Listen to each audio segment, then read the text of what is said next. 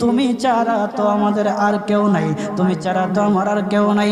আল্লাহ গো, তুমি যদি মাফ না করো কে আমাকে মাফ করবে?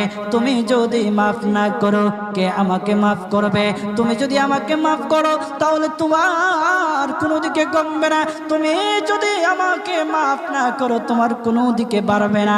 আল্লাহ গো, তুমি আমাকে মাফ করে দাও। সারাটা জীবন অন্যায় কাজ করেছি, সারাটা জীবন নাফরমানি করেছি, আমার কাছে কালেমার দাওয়াত কম আসে নাই, আমার কাছে কালেমার দাওয়াত কম আসে নাই, আমাকে লোকেরা কম বোঝায় নাই। ওগো আল্লাহ, তুমি আমাকে মাফ করে দাও। মাফ না করলে কোথায় যাব, কার কাছে যাব? বাবা যখন মারে তখন মার কাছে আশ্রয় নেওয়া যায়, মা যখন প্রহার করে তখন বাবার কাছে